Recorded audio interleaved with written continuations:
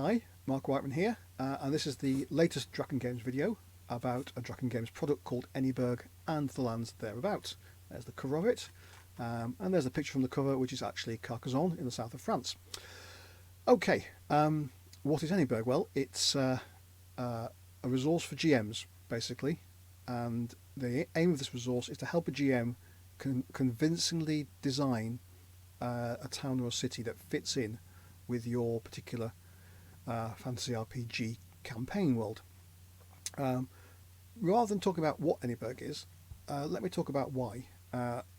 Why I think there's need for this resource is that when I was starting out as GM, I found it quite easy to GM a campaign that was set in a dungeon or wilderness. But once your party moves into a town or city, the level of difficulty really jumped up. You need to convincingly portray this bustling, vibrant settlement. You need to stay on top of all the characters they might meet there. If they look around the street corner and look down an alley, they're going to expect to know what's there. And you need to stay on top of all that. And beside all that, they're going to wander around, they're going to want to find a blacksmith, they're going to want to find a tavern, all those sorts of things. You need to know where the blacksmiths are. How many are there? How much choice is there in this town? How many taverns are there? It's quite a big job. So there's two ways to approach this. The first way is I could create a beautifully detailed resource of a city, map out all the streets, give all the streets names, map out where all the major buildings are, tell you where all the shops are, maybe put in some NPCs and some plot lines, which is fine as far as it goes. But what if my assumptions about a town or a city don't fit in with yours? What if you've got a campaign set in an atheist world with no gods and my city is full of temples? What if there's no alcohol in your game? A horrible thought, but it could happen, and I've got taverns everywhere. All these sorts of things mean that whatever I come up with, it's not going to be perfect for you, and you're going to have to spend some time adapting it to make it fit in with your campaign world. So the second approach, and the one I've taken with Anyburg, is to actually do some basic research, come up with something that's based in facts enough to be believable to your players, but then give you the tools to use that basic research to put together your own town or city from scratch, and try and make that process as simple as possible, because you don't want to be spending hours and hours and hours on this. And that's what Anyburg and the Lands Thereabout is. It allows you to create a town or city with some fairly basic rules. They're rooted in fact, quite a lot of research. The research really sort of is placed largely with English data from between the late 11th and early 14th centuries, so your classic high medieval period.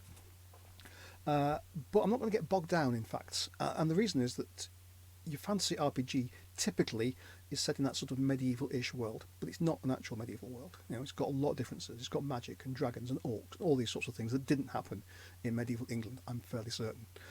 So let's not get too precious about facts. We need to follow it enough that it will be believable to the players, because we've all got an idea what the Middle Ages should be like. You know, there should be taverns and crossbows and knights in armour and people riding around on horses. So as long as we keep in that sort of milieu, so to speak, French word thrown in there for you, as long as we keep in that milieu, we will keep the players happy. Their expectations will be met. And it also allows us to keep it simple. Let's not worry too much about actual historical data. Let's go for some rules of thumb. So basically, Anyburg is all about rules of thumb. Simple tables, simple rules that help you come up with a believable town or city. Okay, that's the rationale. How have I gone about it? Well, first off, let's look at the population of the city. How big is it? When you know how big your town's going to be, you can start working out what those people do and how much space it occupies. How much space it occupies is quite important. It's very easy to think of a town in terms of 10,000 people, but what's that mean in terms of how long does it take to walk across? How big is it? How big's the perimeter? Well, I've done the research. You don't have to worry. Anyburg's got all that information inside it. So I set an employment of 25%, an employment rate of 25%. And by employment rate, I mean 25% of the people in that city need to be doing something to earn a living. And that can be being a full-time thief or a beggar. But basically, 25% need to be earning a crust in some way or another. That's arbitrary. A lot of these things are arbitrary. If you disagree, just change that. If you want it to be 15%, if you want it to be 35%, fine. But this assumes 25%. I've gone through and listed all the types of job that you'd expect someone in a medieval city to have, medieval type city to have, give you an idea of what the breakdown is. Obviously, you're going to have only one person in charge, but you're going to have an awful lot of taverns, and give you some idea for those numbers. And there's some text here, just describes them. Must admit, this is not the most televisual resource to put on a YouTube channel, so bear with me. It's mostly text and a few maps. Okay, once you've got the occupations table, the occupations worked out, you then look to at the occupations table, which is that, and there's an extract of the occupations table, and the occupations table gives you some suggested numbers. So for a typical fantasy medieval-ish type town, it suggests 0.03% of the population will be a noble, will be a senior person in charge, that 0.8% of the population will be a professional soldier, that 0.2% of the population will be working as a servant in some sort of educational establishment. Just numbers, but it gives you an idea of how many people need to be doing things, and once you know that, you then know how many of different types of establishment there are. If you know there are so many innkeepers, then that's how many inns there are, for instance. Again, these are suggestions. If you want to change those, you can do so, and to help you do that, what's provided with resource is a town design sheet, which you can print off and use. There we have it. So it takes the basic table I just gave you, and that's on the left. So a typical town would have these numbers, and on the right hand side you can then tweak those. You can then change them to fit in with your campaign world. So this is from a worked example, which you'll get if you purchase Anyburg. Worked example of a town which at this stage has a population of 10,000. You know it covers 121 acres because I've given you the means to calculate that. And here you go, as you can see, the average town here, it suggests has 3 nobles. Well, in my head, I didn't want Anyburg to have 3 nobles. It's got 2 noble families, and therefore I've scaled down the number of people who work for the noblemen accordingly. However, it's a frontier area. It's a little bit more under threat than a typical town, so I've scaled up the number of people working in defence. It suggests 3 senior officers, 80 soldiers. I've got 4 and 100 soldiers. So you can play those tunes. Basically, I want to get this number to add up to 25% of the population, but it doesn't matter how I do that. And that allows you to tweak it and make it fit in the circumstances of your city in your campaign world. Okay, moving on. That allows you to work out the city, and I then give you some rules about how to map a city and how to plan it and make it look like a realistic settlement when you actually look at it on a map.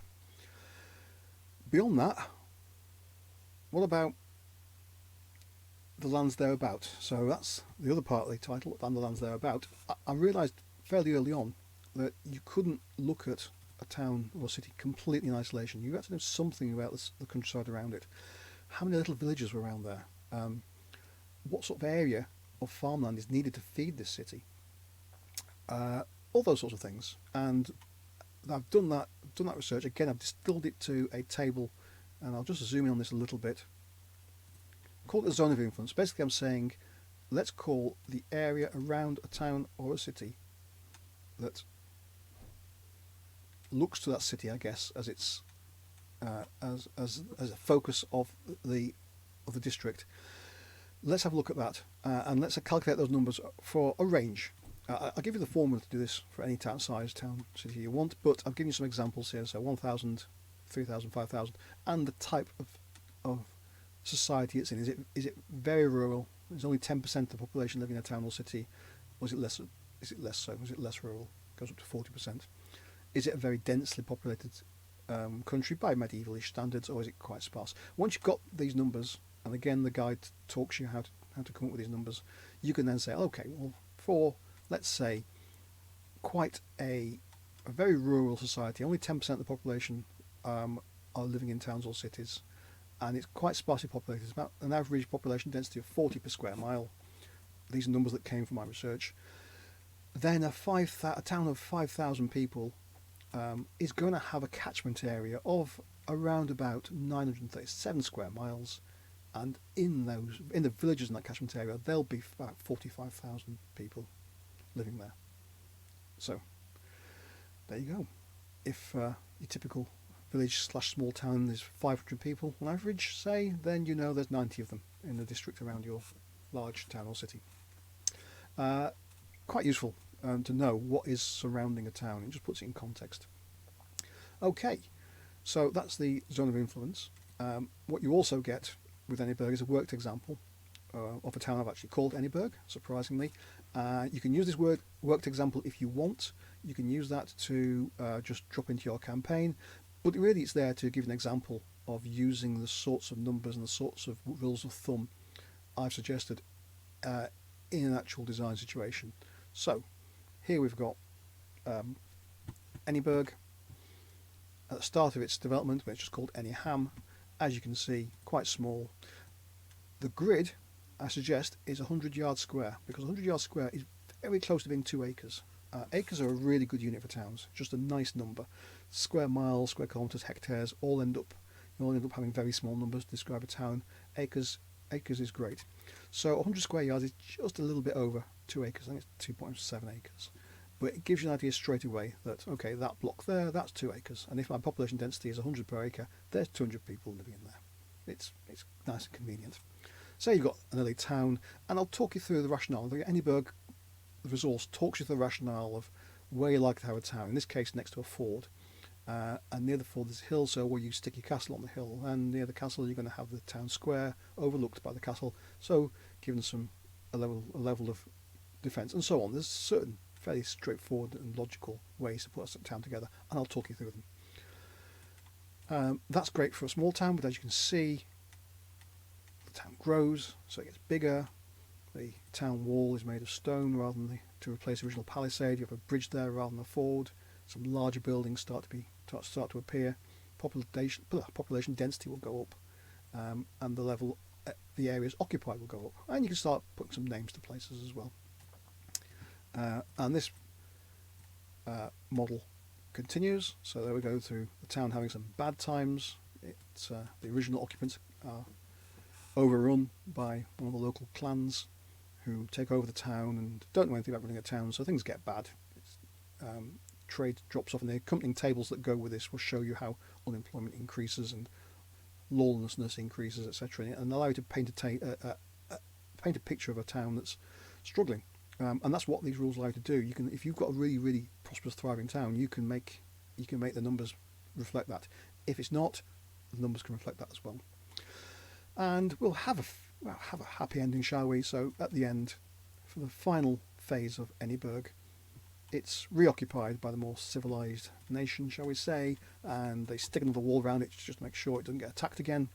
And it grows into quite a large city now of, I think it's around about 10,000 people by the time it finishes. So there you go, as an example of how you can use this resource to create what I hope you'll find is a really, really vibrant and believable town, and your players will enjoy it all the more because they will feel that their GM is on top of this, and they can throw anything at you and you'll have an answer because you understand how the town works.